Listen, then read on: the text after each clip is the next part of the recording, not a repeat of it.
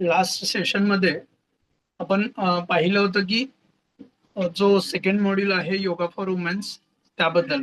आणि यामध्ये आपण बघणार आहोत फर्स्ट मॉडेल नाडी आणि प्राण संकल्पना जे आहे किंवा नाडी विज्ञान आणि प्राण संकल्पना याबद्दल. तर आपण सर्वप्रथम काही गोष्टी लक्षात घ्या की दोन वेगळ्या संकल्पना आहेत. एक प्राण संकल्पना असेल किंवा नाडी संकल्पना असेल, परंतु त्या इंटरकनेक्टेड आहेत.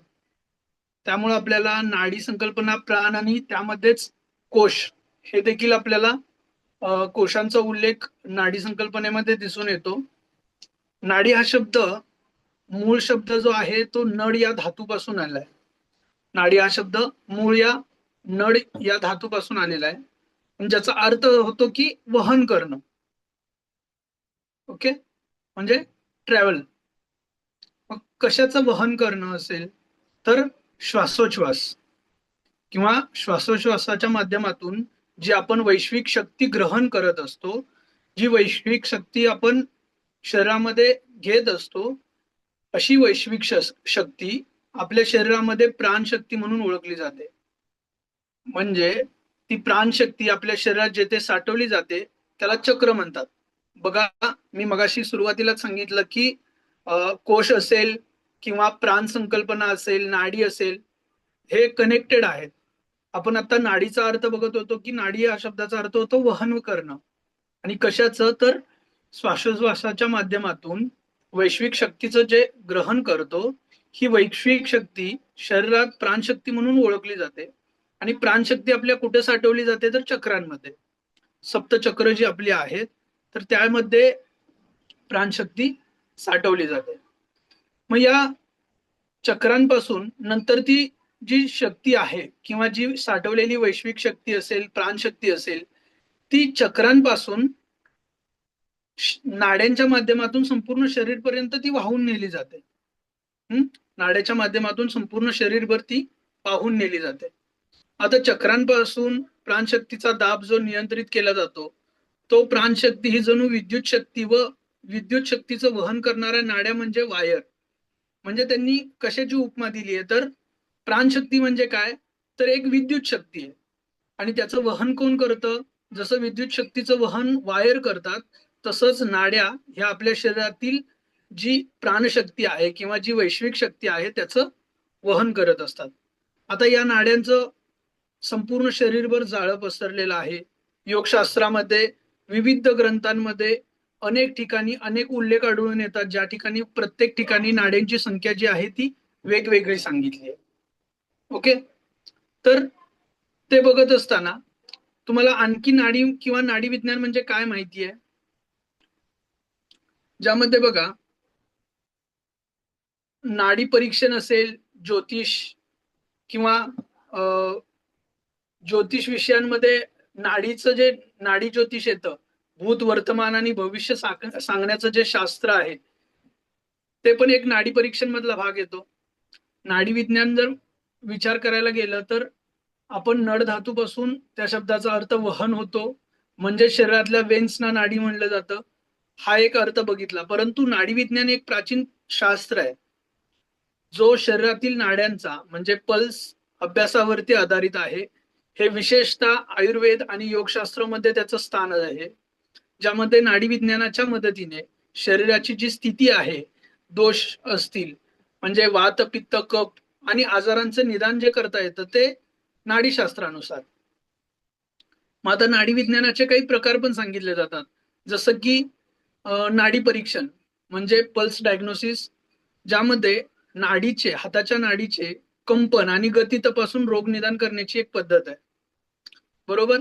यानंतर नाडी ज्योतिष म्हणजे जी ऍस्ट्रॉलॉजी आहे, त्यामध्ये मी मगाशी बोललो तसं भूत वर्तमान आणि भविष्य सांगणारे जे शास्त्र आहे, विशेषतः बघा नाडी वरती किंवा नाडी ज्योतिष वरती तामिळनाडू मधील एका नाडीच्या ग्रंथावरती आधारित ते परीक्षण केलं जातं. ओके, तर ते आहे. मग आता नाडी परीक्षण कसं केलं जातं? हाताच्या मनगटातील तिरस नाड्या ज्या असतील, तीन दोष, तीन जे पल्स आहेत ते चेक केले जातात, ज्यामध्ये डावा हात असेल तर डावा हात स्त्रियांचा बघितला जातो, उजव्या हाताद्वारे पुरुषांच्या नाडी चेक केली जाते. नाडीचा वेग, गती आणि प्रकार पाहून डॉक्टर आपल्याला दोष सांगतात. मग आता नाडी कोणकोणत्या प्रकारची येतात? तर एक वात नाडी येते, पित्त नाडी येते आणि कफ नाडी येते. वात नाडी जी असेल ती कार्यरत कशी असते बघा, ती वेगवान कार्यरत असते आणि अनियमित असते. पित्त नाडीची जी गती आहे ती मध्यम गती असते आणि उष्णता अधिक असते त्यामध्ये. आणि जी कफ नाडी आहे ती संत व स्थिर असते. ओके, आपण एक नाडी विज्ञान या दृष्टीने बघतोय, मग त्यामध्ये नाडी परीक्षण मधून बघत आहोत. आता नाडी विज्ञानाचे फायदे जे आहेत, आजारांचे लवकर निदान असेल, औषधोपचार असेल, पंचकर्मासाठी उपयुक्त असेल, शरीरातील संतुलित स्थिती राखण्यास मदत करतं. मग आता नाडी विज्ञान हे केवळ डॉक्टरच योग्य प्रकारे तपासू शकतात, म्हणजे ज्यांना नाडीचं ज्ञान आहे. आणि मग जर ते खाली बघायला आपण आणखी बघायला गेलं, जसं मी मगाशी सांगितलं की योगशास्त्रामध्ये वेगवेगळ्या नाड्यांचा उल्लेख आहे. तर कोणत्या? तर बघा, योगशास्त्र असेल किंवा आयुर्वेद शास्त्रामध्ये एकूण 72,000 नाड्यांचा उल्लेख केला गेलेला आहे. किती? 72,000. मग गोरक्ष संहिता व हटप्रदीपिका हे योगशास्त्राचे जे ग्रंथ आहेत, हठयोगाचे जे ग्रंथ आहेत, त्यामध्ये 72,000 नाड्यांचा उल्लेख आहे. प्रपंच सारतंत्र नावाचा एक ग्रंथ आहे, त्यामध्ये 3,00,000 नाड्यांचा उल्लेख आहे. शिवसंहिता सारख्या ग्रंथामध्ये 3.5 लाख 3,50,000 नाड्यांचा उल्लेख आहे. आणि या नाड्या कमळाच्या देठाप्रमाणे किंवा लवचिक असतात व त्या आतून पोकळ असतात. आता या ठिकाणी कमळाचा जो मधला भाग असतो, जो देठ असतो, त्याबद्दल बघा सांगितलंय की कमळाचा जो देठ आहे त्याप्रमाणे अत्यंत लवचिक असणाऱ्या आपल्या शरीरातील नाड्या असतात, परंतु त्या आतून पोकळ असतात. बरोबर.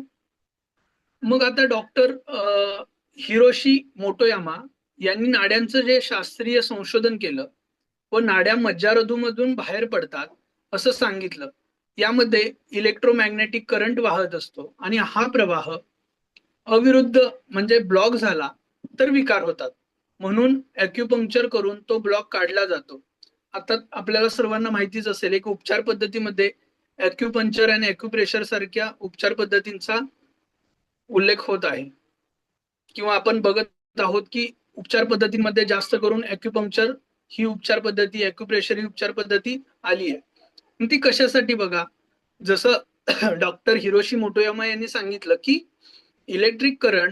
इलेक्ट्रोमॅग्नेटिक करंट जो वाहत असतो तो प्रवाह अविरुद्ध म्हणजे ब्लॉक झाला तर विकार होतात, आणि ते विकार दूर करण्यासाठी ॲक्युपंक्चर केलं जातं, जेणेकरून प्राणशक्तीचा जो प्रवाह आहे तो पूर्ववत होतो आणि विकार नाहीसे होतात. मग नाड्यांच्या संख्येमध्ये वेगवेगळी मतमतांतरे आहेत. मग आपण बघितलं की गोरक्ष पद्धतीमध्ये असेल किंवा गोरक्ष संहिता, हटप्रदीपिका या ग्रंथांमध्ये वेगवेगळ्या नाड्यांची संख्या दिली आहे, परंतु योगशास्त्रामध्ये किंवा गोरक्ष पद्धतीनुसार प्रमुख 10च नाड्यांचं फक्त वर्णन केलेलं आहे. आपल्या मूळ नाड्या कोणत्या? 3 नाड्या ज्या तुम्हाला माहित असतील. कोणी सांगू शकेल? सोप्या आहेत. इडा, पिंगला आणि सुषुम्ना. बरोबर.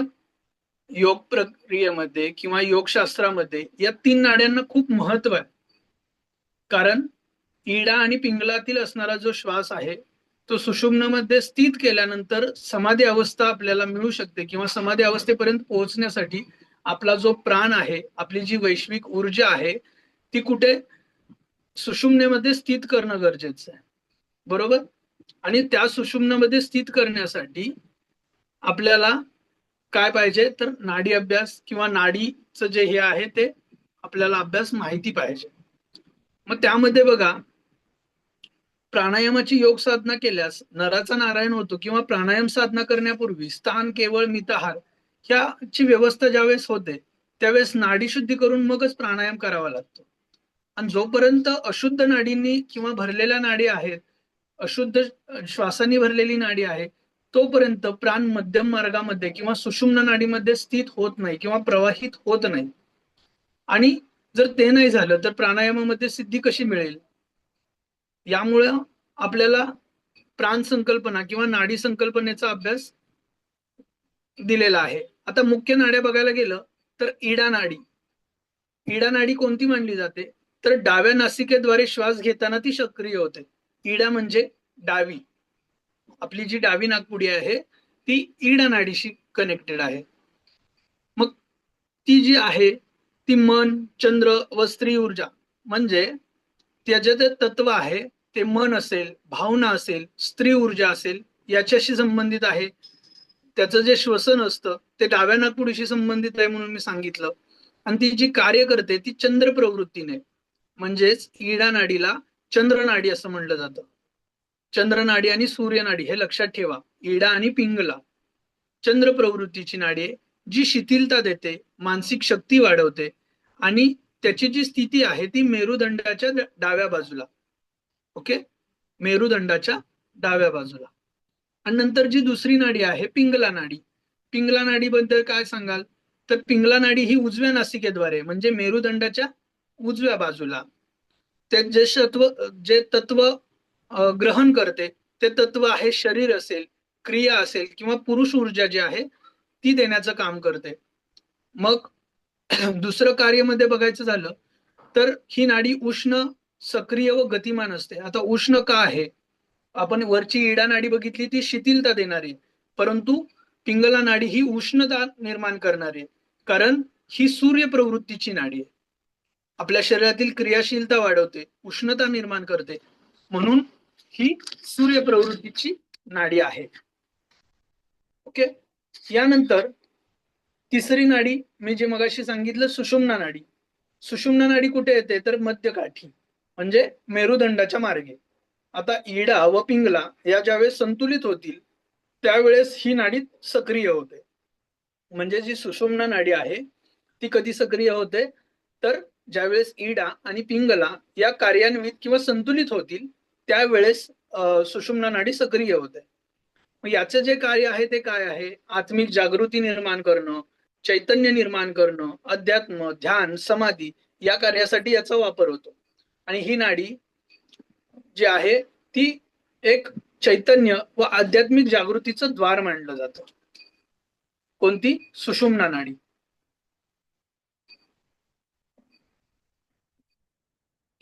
यानंतर आपण नेक्स्ट बघतोय जी तिसरी नाडी, सॉरी हे झालं आपण इथपर्यंत बघितले या 3 प्रमुख नाड्या.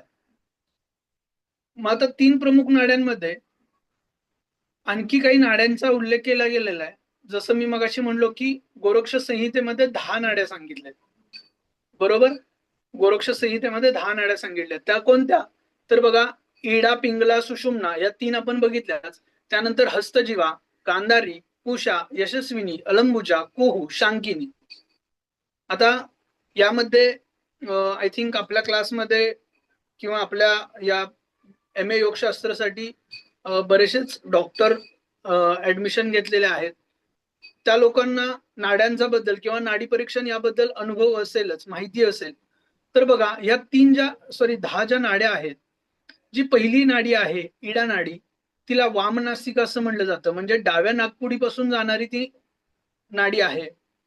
दुसरी आहे पिंगला, ती दक्षिण नासिका म्हणजे उजव्या नाकपुडीपासून. तिसरी आहे सुषुम्ना, जी इडा व पिंगलेच्या मधून जाते, ती सहस्रार चक्रापर्यंत जात असते.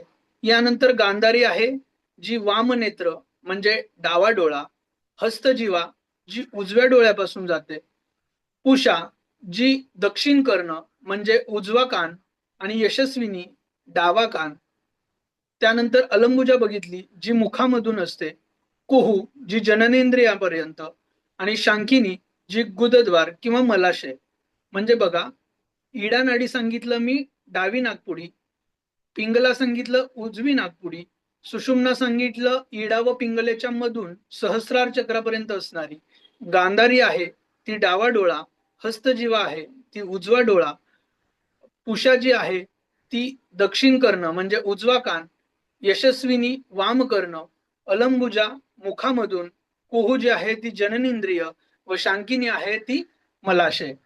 मग या वर ज्या वर्णन केलेल्या 10 नाड्या आहेत त्या 10 नाड्यांमधूनच आपल्याला जी सांगितलं त्या मी 3 प्रमुख नाड्या सांगितल्या होत्या सुरुवातीला, इडा, पिंगला आणि सुषुम्ना. तर हे झालं नाडीबद्दल. आता पुढे जाऊन बघा आणखी नाडीबद्दल आपण काय अभ्यास करू शकतो, तर नाडीशुद्धी. आता नाडीशुद्धी करण्यासाठी काय गरजेचं आहे? मगाशी मी जसं सांगितलं, ज्यावेळेस नाडीशुद्धी होते त्यावेळेस आपण सुषुम्ना नाडी संतुलित बनते किंवा कार्यान्वित बनते, आणि सुषुम्ना नाडी बनली तरच आपल्या प्राणायामाच्या अभ्यासाचा उपयोग आहे. मग ती नाडीशुद्धी करण्यासाठी कोणकोणते उपाय आहेत योगातले नाडीशुद्धीसाठी? आपल्या क्लासमधून कोणी सांगू शकेल? किती जण जॉईन आहेत? 1 2 3 4 5. ओके. नाडीशुद्धीसाठी कोणते उपाय आपण वापरू शकतो? तितकं झालंय, आता आपण 3rd सेमिस्टरला आहोत, बऱ्यापैकी आपल्याला माहिती झालंय की नाडीशुद्धीसाठी काही वापरू शकतो, कोणत्या गोष्टी वापरू शकतो. योगा थेरपी हा सब्जेक्ट आहे, बोलू शकता.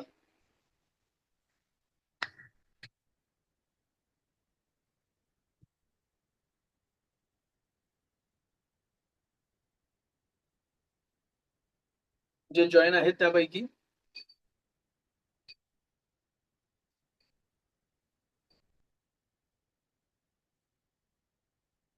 ओके. नाडी शोधन प्राणायाम. जी पौर्णिमाजी मेसेज. ओके. नाडी शोधन प्राणायाम. आणखी कोणी सांगेल? अनुलोम विलोम, त्यालाच नाडी शोधन प्राणायाम म्हटलं जातं. भस्त्रिका प्राणायाम असेल, कपालभाती असेल, जलश्वसनचे काही जे 4-5 प्रकार आहेत, जसं की दोन्ही नाकपुड्याने श्वास घेणं, डावीने घेणं, डावीने सोडणं, पिंगलेने घेणं, पिंगलेने सोडणं, इडेने घेऊन पिंगलेने सोडणं, म्हणजे डावीकडून घेऊन उजवीकडून सोडणं, उजवीकडून घेऊन डावीकडून सोडणं, आणि त्यानंतर येतो लास्टला तो अनुलोम विलोम म्हणजे नाडी शोधन प्राणायाम.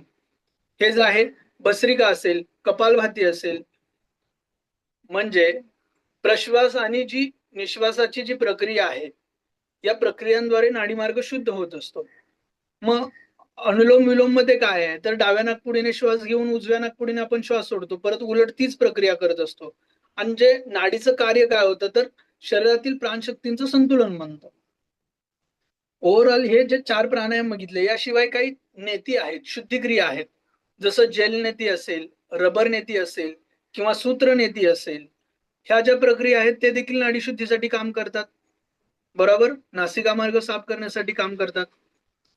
आणि मग नाड्यांचं कार्य काय चालू असतं, तर प्राणशक्तीचं वहन करणं, चक्र जागृती करणं, आध्यात्मिक प्रगती करणं, चक्रांना म्हणजे एनर्जी सेंटर्स जे आहेत त्यांना ऊर्जा पुरवणं असेल, शरीर व मन, आत्मा यामध्ये संतुलन राखणं असेल, ध्यान व समाधीची जी स्थिती आहे ती प्राप्त करणं असेल, त्यानंतर ध्यानाच्या प्रक्रियेस मदत करणं असेल, समाधीपर्यंत नेणारा मार्ग दाखवणं असेल, मानसिक व भावनिक आरोग्य टिकवणं असेल. म्हणजे हे जे नाडीचं कार्य आहे, तर त्या नाडीचं कार्य व्यवस्थित पार पडत असतं ज्यावेळेस नाडी शुद्धी होईल. मग मगाचपासून मी सांगतोय की नाडी म्हणजे काय सांगितलेलं, एक वैश्विक एनर्जी. नाडी म्हणजे एक नड धातूपासून बनलेली वहन करणं, असं त्याचा अर्थ होतो. नड धातूपासून नाडी हा शब्द बनला आणि त्याचा अर्थ आहे वहन करणं. काय वहन करणं, तर वैश्विक ऊर्जा, अशी प्राणशक्ती जी सप्तचक्रांपर्यंत पोहोचते आणि सप्तचक्रापासून नाड्यांच्या मार्गाने ती संपूर्ण शरीरभर. मग ती सप्तचक्र कोणती आहेत? सप्तचक्र मूलाधार, स्वादिष्ठान, मणिपूर, अनाहत, विशुद्धी, आज्ञा आणि सहस्त्रा. मग प्रत्येक चक्र प्राणशक्तीच्या विशेष प्रकाराशी संबंधित आहे. नाड्यांच्या संतुलनामुळे ही चक्र जर कार्यान्वित होतात, तर ओव्हरऑल आपण काय बघितलं, तर योगशास्त्रानुसार नाडी विज्ञान जे आहे ते हे एक साक्षात्कारासाठी किंवा संपूर्ण आरोग्यासाठी अत्यंत आवश्यक हे शास्त्र आहे. आणि हे फक्त शरीरशास्त्र नाही, तर मन, प्राण आणि आत्मा याचं विज्ञान आहे. म्हणजे जी नाडी विज्ञान आहे ते फक्त शरीरशास्त्र नाही, तर मन, प्राण आणि आत्मा याचं विज्ञान आहे. आता बघा, हटप्रदीपिकेमध्ये 72,000 नाड्या मी सांगितलेत, मी मगाशी पण बोललो. त्यानंतर प्रपंच सारतंत्रमध्ये 3 लाख सांगितलेत, शिवसंहितेमध्ये 3.5 लाख सांगितलेत. त्याशिवाय घेरण संहितेमध्ये नाडी शुद्ध झाल्यावरच प्राणायामाचे योग्य फळ मिळते असं एक सूत्र आहे. नाडी शुद्धर्भित वेत पश्चात प्राणायाम समाधिता. ओके, तर ते एक सूत्र असेल घेरण संहितेतील. नंतर पातंजल योगसूत्रांमध्ये नाडी असा थेट शब्द आलेला नाहीये, परंतु प्राणायाम, प्रत्याहार, धारणा, ध्यान आणि समाधी ही जी काही अंग आहेत त्या अंगांवरती कार्य करण्याचा किंवा सूक्ष्म शरीरावरती नियंत्रण करण्याचा जो उल्लेख आहे तो नाडी विज्ञानांमधून होतो, किंवा कुंडलिनी व प्राणशक्तीवरती अप्रत्यक्ष जो संकेत आहे तो नाडी विज्ञानांमधून येतो. तसेच अनेक उपनिषदांमध्ये याचा उल्लेख आहे. तुम्हाला ओव्हरऑल नाडी संकल्पना समजली?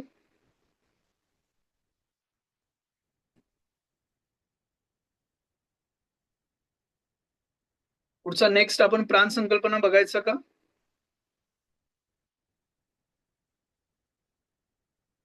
ओके, चालेल. मीटिंग लिव्ह करतोय, पुन्हा रिजॉईन करा. आपण नेक्स्ट मीटिंग कनेक्ट करूया. लगेच रिजॉईन करा.